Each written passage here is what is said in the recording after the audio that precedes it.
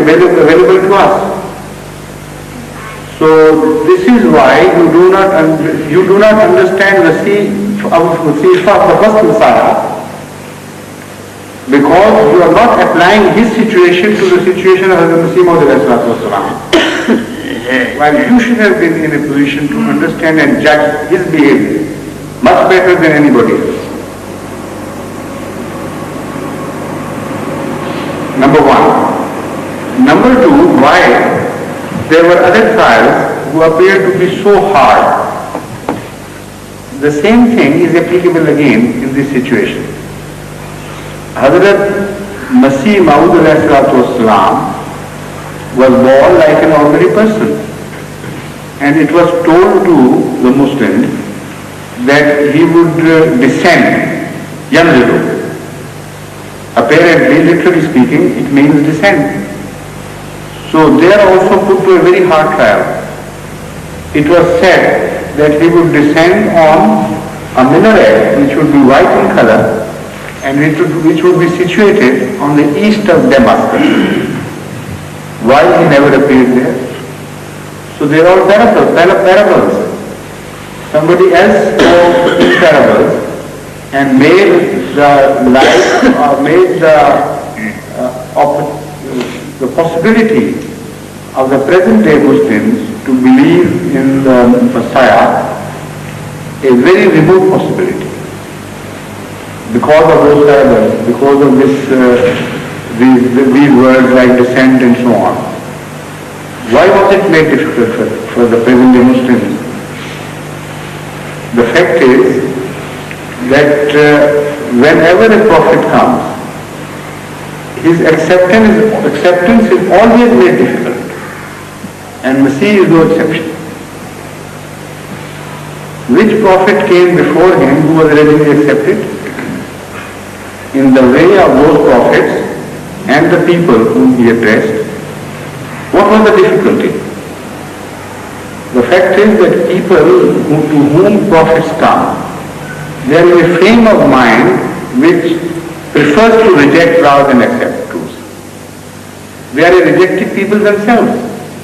They have a distorted thinking. So even if things are not made difficult for them, they will themselves make the things very difficult for themselves. So as far as the constant is concerned, this is the constant. That the relationship between the coming of the Prophet and his rejection has always been the same. This is the constant, which never changed at the time of Messiah. To think that prophets came with such arguments as were overwhelming for others, and some prophets were given better arguments and some were less arguments, some were given easier situation and some more difficult situation. It is just a conjecture. Now turn the table and begin to visualize the situation of Messiah from another aspect. You will also find that Messiah is given, according to the same testimony, such power as apparently no prophet before him was given. He raises the people from the dead. He cures the lepers and born lepers for that matter. He takes some clay into his hand and makes birds out of that clay, and they begin to fly. Now, if you take everything literally, one should take these things also literally. So on the one hand, he is deprived of certain advantages. On the other hand, he is known to have gained so strong advantages over the rest of the prophets before him that the balance, if at all, is in favor of Messiah. Yet he is rejected. The fact is, and this should be understood, it is the people who are rejected first by Allah. And it is the rejected people who reject Allah's messengers. Whatever be the situation of that time and age, whether the arguments are strong or weak, it is neither here nor there. He will be rejected. This is the first law, and it has always held good in the light of history. Now, as far as these miracles, so-called miracles, are concerned, today the ulama are demanding miracles from Hazrat Masih Maud alayhi salam.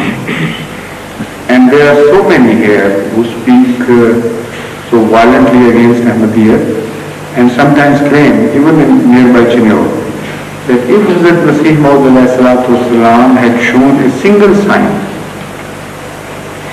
they would have been the first to accept it. But he has not shown a single sign in his favor. So it is the signs which they demand. Now in the first instance when we are discussing his similarities to Messiah, I quoted different examples. Now I will illustrate this situation in view of Hazrat Rasul Kareem sallallahu alayhi wa sallam's history, life history, and in relationship to Hazrat Masih Maud alayhi salam. Hazrat Masih Maud alayhi salam was also a Mahdi. So the same sort of allegations which are raised against him have been raised against all those who have some similarity to him, some closeness, some relationship. So in the respect of, in his position as Mahdi, he is to be judged by the conduct of Hazrat Muhammad Mustafa sallallahu alaihi wasallam. And also, his enemies are to be judged in the light of the enemy, the conduct of the enemies of Hazrat Muhammad Mustafa sallallahu alaihi wasallam. So now I make the point further clear after this introduction. Now, Hazrat Masih Maud alayhi salam, the opponents say that previous prophets showed so many signs and wrought so many miracles, and you have not shown a single sign.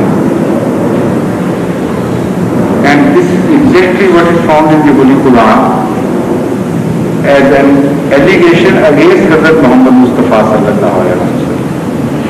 The Holy Quran tells us, وَأَقْسَمُوا بِاللَّهِ جَهْدَ أَيْمَانِهِمْ لَإِنْ جَاءَتْهُمْ آيَةٌ لَيُؤْمِنُنَّ بِهَا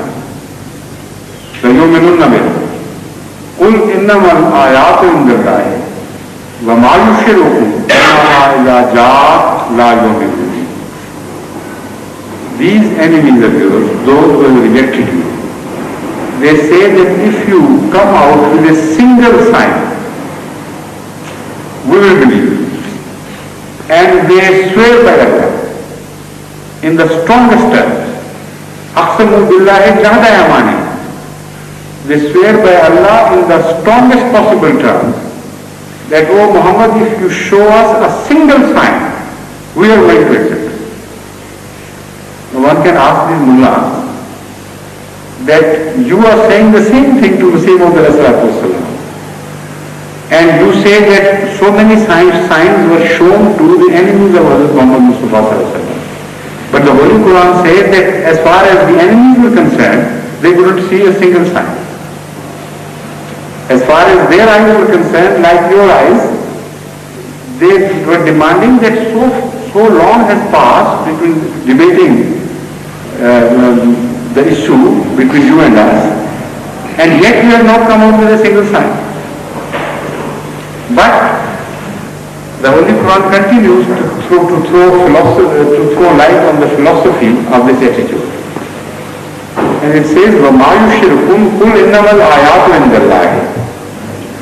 O Muhammad sallallahu alaihi wasallam, tell them that Allah is full of signs. There is no paucity of signs with Allah. وَمَا يُشْرِكُمْ. But what can make you understand?